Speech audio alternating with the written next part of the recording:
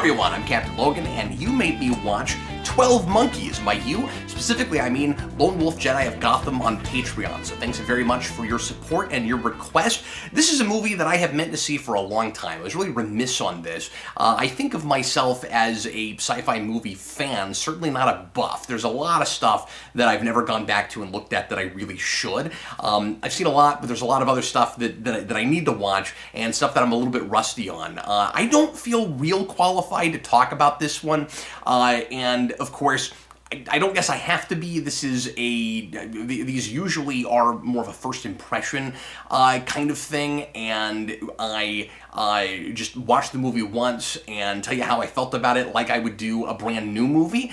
This is how I usually tackle requests, but very often these requests are movies from a long time ago that are very often blind spots for me, where somebody will find out, oh, Cap's never seen that movie, he really needs to sit down and watch it. And considering, again, that I like a lot of science fiction films, and I think of that as kind of my genre, and this is probably my favorite period of these movies, late 80s into, like early mid-90s and late 80s. It's weird that I never sat down and watched this, and this is a movie that was not at all what I expected from just things I had heard over a couple of decades. I didn't know how much of this movie was set in the past. I knew there was a time travel component to it, but I didn't realize that it wasn't especially action heavy, and that it's a lot less cyberpunky than I thought it would be, and I thought this was going to be a lot more about like a futuristic mythology and a lot of technology and that kind of thing. I kind of expected something a little bit more, I guess, Matrixy or Blade Runner-y, and it's not that. This, of course, is compared to Blade Runner a lot, and understandably so, because it's, I believe, co-written by one of the writers of Blade Runner, but also because it takes a lot from that aesthetic with the future stuff, and it is, again, somewhat cyberpunk. It has a dystopian future. It is a really gritty-looking future. There's something of a surrealist quality to a lot of the future stuff, and even some of the 90s stuff. I almost said present day, but A, the 90s was a while ago, but B, the scenes in the past take place in two different years in the 90s, in 1990 and then in 1996.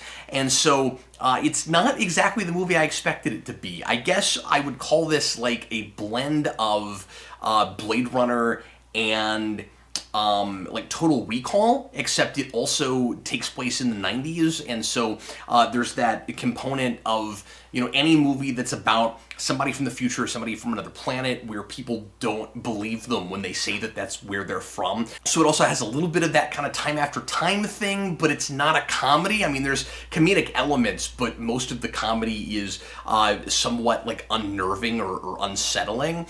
And anyway, so if you've not seen this movie, the premise is Bruce Willis plays, and this is an all-star cast, Bruce Willis plays a convict from the future in a dystopia where in the mid-90s there was a virus that took out the majority of human beings on the planet. And in the future, it's this really kind of totalitarian state where people seem to be owned very much by the state, although some of that is unreliable because we don't really get to see how society functions at all. It's really just prisoners and then the people in charge. And I really have no idea what regular people are like in this world, if there even are regular people.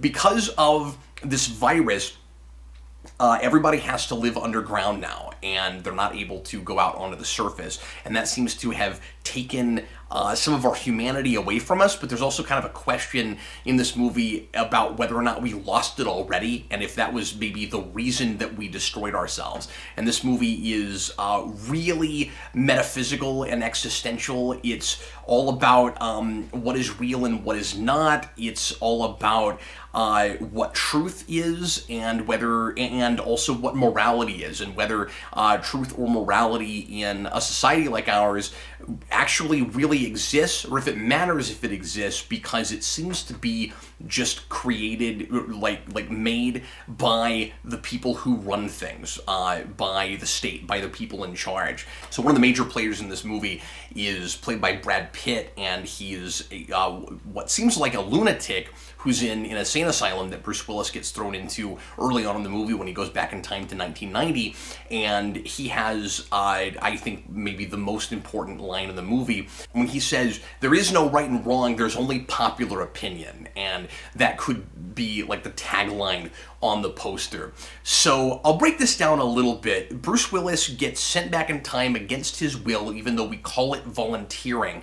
It's very 1984 in that way. And he is not trying to stop the virus from happening. He's not trying to fix the future, because that's believed to be impossible. This is allegedly, although there's a little bit of a question about it, it's allegedly the kind of time travel where it's kind of like the 2000s version of the time machine. If you go back in time, you can interact with people and you can affect things, but you already have done that. So there's a paradox, and so anything that you do has already been done, and you're not able to actually change anything because time is completely linear. And so there's also kind of a free will versus predestination component to this. All throughout the movie, Bruce Willis is asking himself a lot of questions. He's trying really hard to be proactive, but that's very difficult for him in the situation that he's in, which I think is the thing that makes him as sympathetic as he is in this.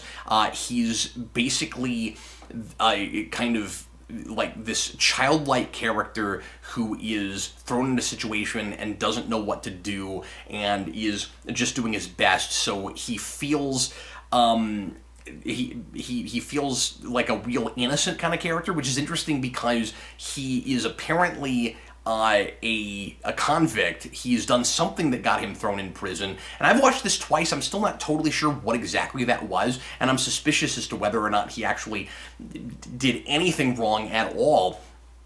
And he is very much a victim in this situation.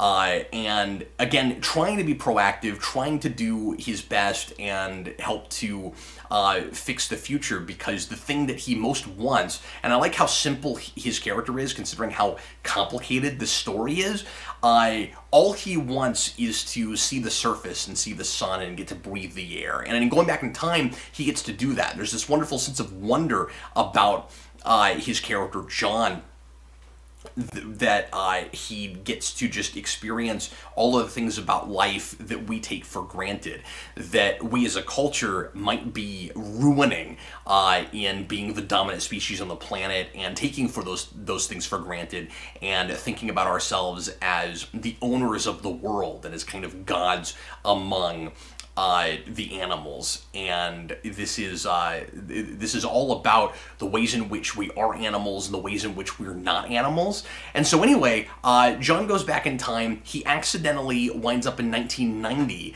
and he is trying to figure out what exactly caused the virus and everything he can find out about the virus, so that maybe humans can take that information and be able to go above ground again. And in 1990, he immediately gets picked up off the street and is believed to be a crazy person and gets thrown into an institution. And he thinks it's 1996 in the first place, so he starts trying to do his mission, which is to find out everything he can find out. But he also is supposed to send a message to some scientists in that period, and he tries to do that, but he's in the wrong year. And at the point that he makes that phone call, by the way, I should say that he already knows he's in the wrong year, but he's also really loopy, and the time travel messes with your head and makes it difficult for you to function right. And then once he goes into the mental institution, he also gets hyped up on a whole lot of drugs. And this is where a lot of those questions about reality and what's just in your head start to come up. And the more he time travels, the more he starts to believe that maybe it is all in his head and he's just a crazy person. And of course, everybody around him is constantly telling him that, including the love interest in this story, a psychiatrist who is trying to help him, who later in 1996, he kidnaps, who is also constantly trying to figure out what is real and what is not, and eventually begins to almost lose herself, too, in seeing all this evidence that what he's saying about the future is correct, and also all these things that seem absolutely impossible. And she starts, after she meets him in 1990, to investigate, and starts to create this theory, or I guess just a study. I'm not really sure exactly where she comes down on it, really, but she does this study on people who claim to be from the future trying to stop this virus, and she finds out that these people exist throughout history, because apparently the time travel in this movie is really bad, and the people who are in charge of it, the authorities, don't know how to use it correctly. And so we have several time travelers who are in different parts of history that keep talking about this virus, which seems like a bad idea, especially if they think that time is linear and it can't be changed. It seems like after they have figured that out, they're still going to different time periods and talking about it. There's some weird conveniences like that, where it seems like characters are just doing things because the story really needs them to, but then it's got these little easy outs, like, but time travel messes with your head, and it makes you kind of crazy, so you start talking about things you shouldn't talk about. So, I guess the bases are sort of covered there, but I question that. Like I said, when he's in 1990, he meets Brad Pitt's character, and Brad Pitt feels like he's auditioning for Fight Club in this. He has a lot of those kind of tangents and long and kind of long-winded rants like he has in Fight Club, and he's where a lot of the big ideas in this movie come from. And interesting that they're coming from what seems like the craziest person in the movie, where he is, at the same time as he absolutely is nuts, is also kind of talking a lot of sense. And he is, again, constantly prattling on about how we are, all of us that are part of society and not running it, just monkeys. And this idea of our just being like an experimental animal that's being used for the benefit of the people in charge, and that like a lot of the institutions of society are just set up to keep us satiated and keep us happy and calm, so that we can, keep making the world go round, and we're supposed to be, buying things and selling things, and if we're not part of that system, then we're crazy and we get thrown into places like mental institutions. And that idea permeates throughout. This is where things start to get a little bit too convenient for me, where he ends up finding the guy that is believed to be the person who sets off the virus. And he runs into him accidentally. He's not trying to find him. He just gets thrown in the same mental institution that guy does. And that seems a little bit too easy to me. There's also this flashback we get throughout the movie with Bruce Willis as a kid in an airport. And by the way, the kid that plays him is like the spitting image of Bruce Willis as a child, or at least seems to be. And that's supposed to be a flash of his past, but will, at the end of the movie, catch up to us, because, again, time is supposed to be linear, and so if he sees himself and he sees Brad Pitt's character in the future, it's going to work out exactly the same way it did before. So the idea is that that kid actually saw how all of this will work out. And I won't completely give away the ending in case you've not seen it, since I'm kind of handling this like a how we felt about in a first impressions video. But there are some things about that scene that I also thought were kind of convenient. So by about the middle of the movie, John, Bruce Willis's character, starts to think that he might have actually set the whole evil scheme in motion, and that he might have given Brad Pitt's character the idea for the virus in the first place, and the whole thing might be a crazy paradox. And there is a paradox component to this, in that characters are from the future again, influencing the past and making things happen before they're even born. So there's that kind of standard paradox. It's that Terminator thing, and there is a lot of Terminator in this, I should say, going all the way down to, it seems like if you go back in time, you start out naked. But there's a lot of Terminator stuff in this, except it's like Terminator if you were just going back in time for clues to investigate, as opposed to in order to try to fix everything and to prevent the terrible future. And so the big question in this is whether or not people, and we're using the time travel and also just established institutions to explore this question, and it's never answered. It's left very ambiguous. Is whether or not people actually have any control at all over their own lives. So, is the universe in control of our actions? Is our nature in control of our actions? And are other people with more influence and power in charge of our actions? And can you ever really know? So, throughout this, Bruce Willis's character, again, John, he's not trying to actually change anything. But if he did, could he? And right at the end, once he realizes that things are not exactly as they seem, and again, I'm not going to give that away, he has a chance to maybe change things, but it's too little too late, and so we'll never know. The big thing that seems to be our undoing as a culture, as a people, because I say culture, it's the entire world. Like 6 billion people die, and so the thing that really seems to be our undoing is that we don't treat people like people. The people on top look at everyone else as monkeys or as lemmings or as just something to be controlled. And we are continuing to operate that way in the future as well. So it's like we didn't learn anything. And I think the message at the end of this movie is, if only we had realized that that was the mistake that we made, and if there was real equality in the world, perhaps that wouldn't have happened. That seems to lead to ignorance, which is really interesting. That seems to lead to lack of knowledge. The idea seems to be that if we were looking at real truth and real morality, maybe we would be smart enough to save ourselves and make the kinds of personal sacrifices that we need to in order to keep the planet healthy and to keep ourselves safe. But we don't do that. We're so concerned about the here and now that we don't see the forest for the trees, that we end up constantly destroying ourselves. That seems to be the idea at the end of the day. I'm not completely sure what the movie is saying with the ending.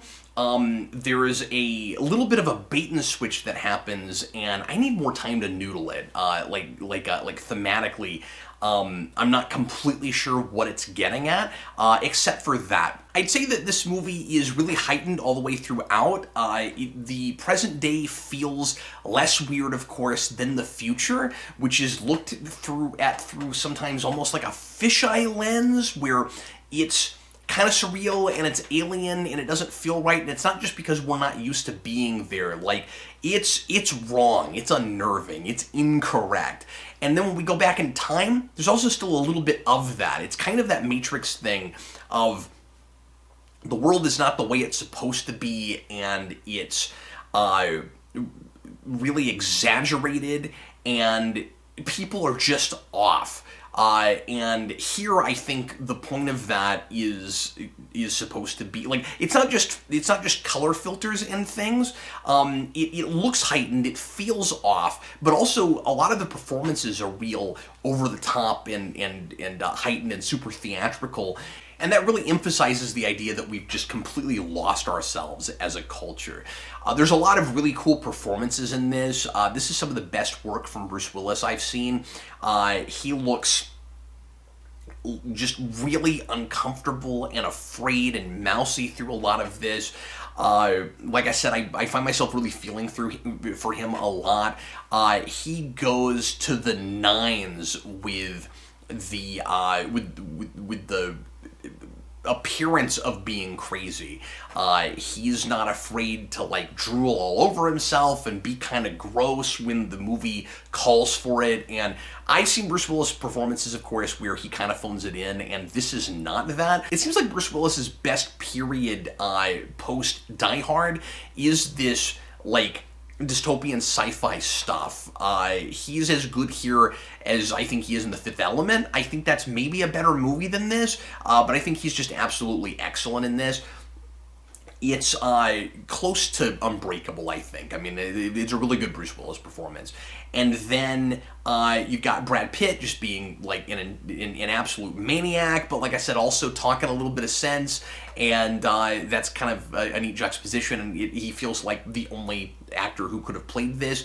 Of all people, Frank Gorshin is in this. He doesn't get a ton to do, but he's the chief psychologist, and he runs the mental institution, and he's just weird, and his performance is just weird enough for this movie, and I feel like he's almost reining it in for Frank Gorshin, but I totally see why he was picked for this role. And it has this really melodramatic, like almost 1950s kind of score, and the main theme is this really kind of unnerving accordion music, which is a phrase I don't get to say very often, and I will have that stuck in my head for weeks, I think. It feels scored, and in some places even filmed a little bit like more of a European film, which also kind of surprised me. This movie was directed by Terry Gilliam, I think, who is one of the Terry Gilliam, who is one of the original Monty Python members and the only American Python, which I was not aware of, and I've not seen his other movies. I know a lot of people really love his work. I think this is incredibly well shot, and it's really super inventive. I don't know how I feel about it on the whole as a piece. Like, a lot of the ideas are really interesting, and it's cohesive. It more or less makes sense, but I have a hard time buying the internal logic of it sometimes. Like I said, it's built on some conveniences, and some of that make it kind of difficult for me to totally buy into it, the premise of it and some of the events of it. And I can't quite put my finger on how much of a morality play it's wanting to be, and how much it's not interested in realism at all, and how much of more of a traditional narrative it wants to be. It is trying really hard to walk a line there, and so, it's wanting to be kind of review-proof with all of the conveniences and like characters that just very luckily wind up in the same room together, and that has to happen in order to move the story along, and it really keeps the technology and the mythology in the background.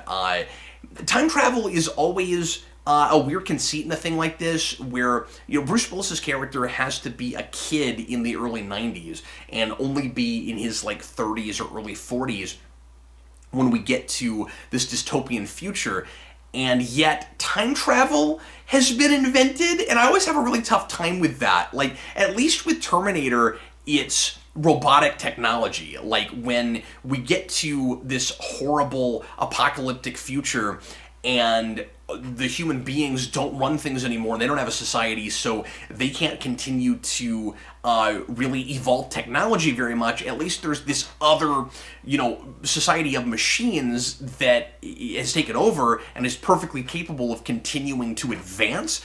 I don't know how human beings are advancing technologically when they all live underground and there's not really culture anymore. John is constantly talking about how much he loves the music of the 20th century. That's a detail I liked a lot. One of the things that makes him relatable is, again, all the things that we take for granted that he gets to experience now, and so he's listening to What a Wonderful World in the car. It's hard to believe that the humans that are left managed to create time travel. Even really faulty doesn't work very much time travel, and there's also some inconsistencies in that, where it seems like in the future sometimes the authorities are able to monitor the time travel, the people who travel back in time, and sometimes they don't know anything about them at all.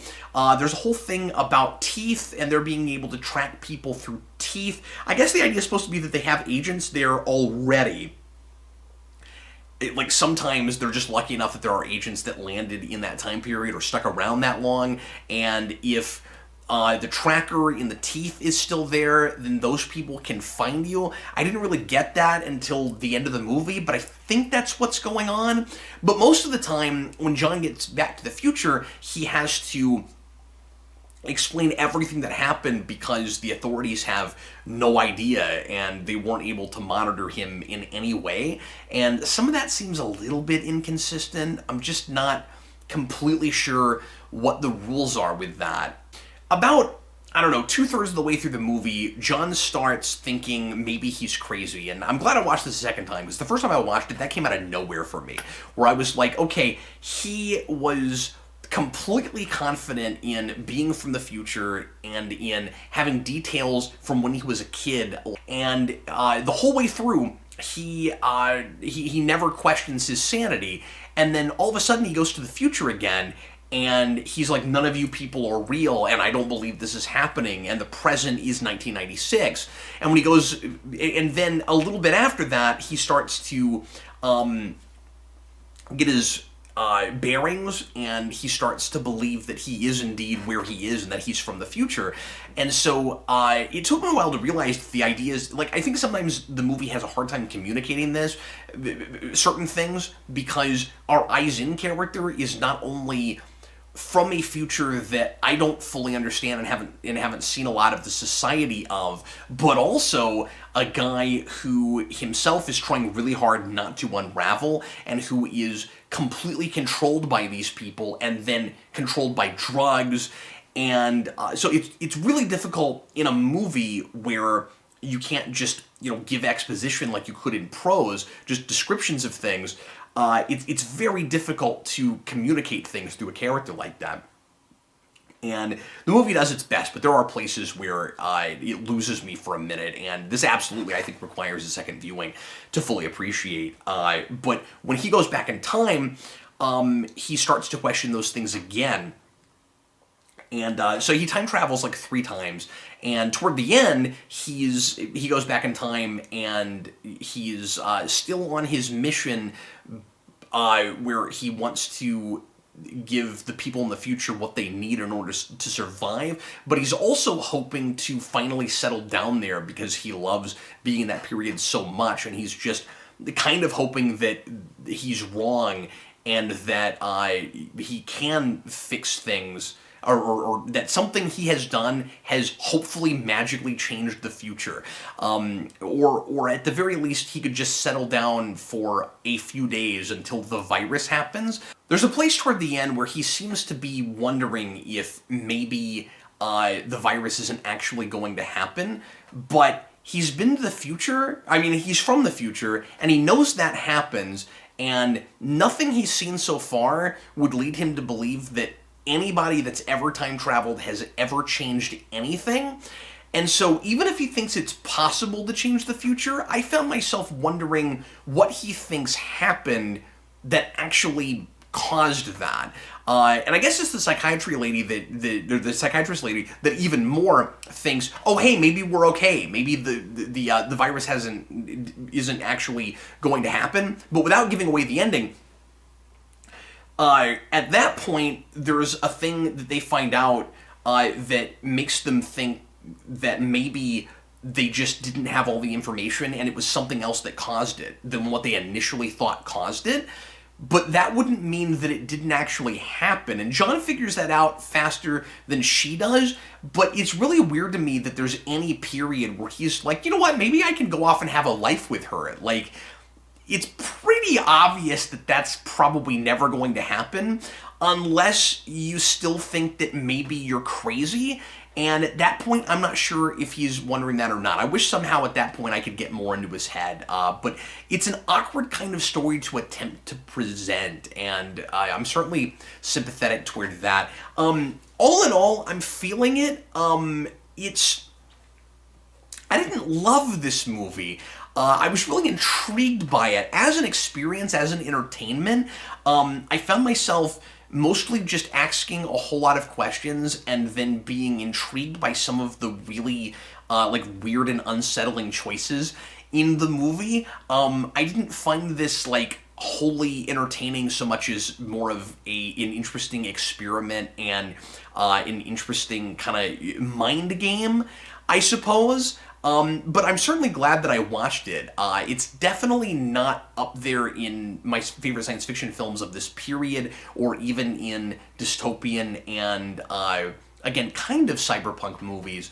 But I get why it's got a cult following, and I'm very curious about the TV show because it got a 4-season TV show recently that just ended, I think, a year or two ago. And I'm curious to know what that's like and if there's more of a concrete mythology built. But anyway, that's going to be it for me today. Thanks a lot for watching, everybody. Hope you enjoyed it. If you have seen 12 Monkeys, leave your comments and let me know what you think of this movie, and if there is something that you would like to make me watch. If you too would like to do a paid request, you can send me an email at the email address in the link below for details, or you can go to Patreon and you can join the $15 tier, and I'm doing that on a rotation right now. So you could jump into that tier and you can get a request every so often there. I'm going to be putting requests out on Saturdays, but I'm going to be doing a few extra ones while I'm playing catch-up right now. So let me know if there is something that you would like to request. I do comics, I do movies, I do TV episodes, usually pilots, but I'm open to other things. And let me know. In the meantime, thanks again for watching. I'm Captain Logan, and I'll see you again next time.